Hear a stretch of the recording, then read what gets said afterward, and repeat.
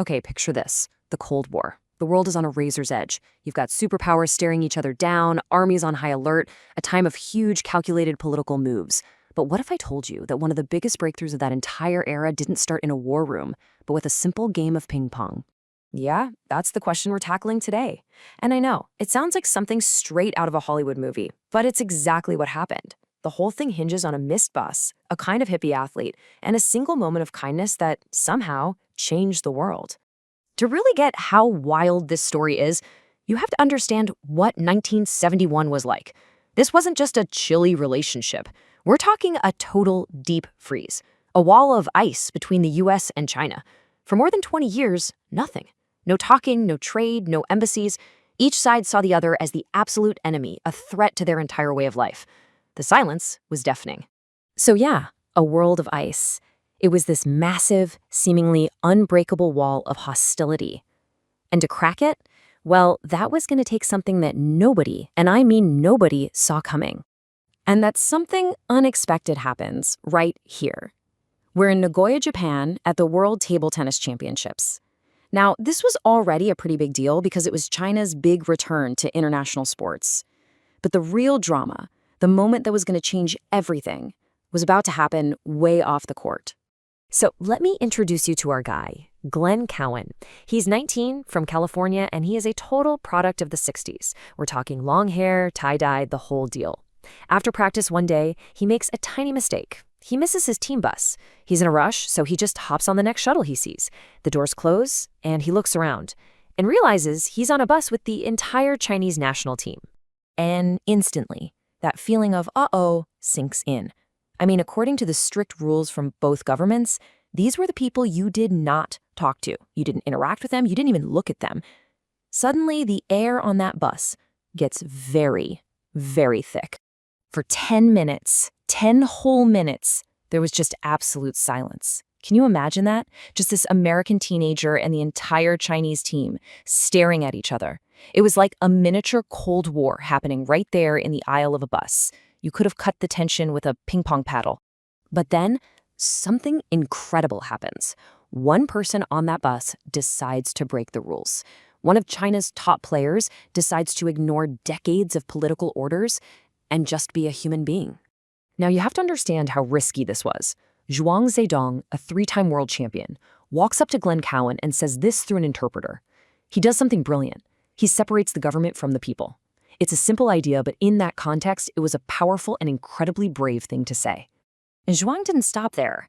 He actually gives him a gift, a beautiful silk screen of a famous mountain range in China. Cowan is totally stunned, has nothing on him, but promises to give him something back. The next day, he finds Zhuang and gives him a t-shirt. A t-shirt with a peace symbol and the Beatles' lyrics, "Let It Be." I mean, you literally couldn't write a more perfect script. So when the bus finally gets to the hotel, there are journalists everywhere. And they are just floored when they see an American and a Chinese player get off the bus together, smiling and shaking hands. The pictures of that moment, they went viral, 1971 style.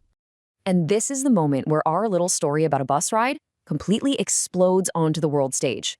Because those photos didn't just end up in newspapers, they landed on the desks of the most powerful people in the world. And the chain reaction was fast, like unbelievably fast. The photo gets to Chairman Mao. He immediately sees this as a huge diplomatic opportunity, so he makes a shocking announcement. The US ping pong team is formally invited to visit China. That news shoots all the way up the chain to President Nixon. Now, here's the thing. Nixon had been secretly wanting to open a dialogue with China to put pressure on the Soviet Union. This was the perfect excuse. He approved the trip instantly. A total accident on a bus was now official foreign policy. And so, on April 10th, 1971, 9 American ping pong players literally walked across a bridge from Hong Kong into mainland China. They were the first official group of Americans to set foot in the country in over 22 years. That small tap of a ping pong ball was about to become a racket heard around the world. And nobody missed the significance of this moment. The Chinese premier, Zhou Enlai, graded the team personally with these words. He wasn't talking about sports. He was talking about the future of global politics. This small group of athletes had just done what decades of backroom diplomacy never could. Just look at how fast everything falls into place after this. It's truly amazing. Within months of the players' trip, Henry Kissinger is on a secret plane to Beijing. And less than a year after that handshake on the bus, the President of the United States is in China, meeting with Chairman Mao. The ping-pong tour literally kicked the door wide open. So what's the big takeaway? Why does this matter so much? Well, the impact was world-changing. For one, it humanized two countries that had only seen each other as faceless enemies. It gave politicians the political cover they needed to make huge policy changes. And maybe most importantly, it completely changed the game of the Cold War. Bringing the US and China closer together helped to isolate the Soviet Union, and it pulled the world a little further back from the brink. You know, we often think of history as being made by grand treaties and big battles.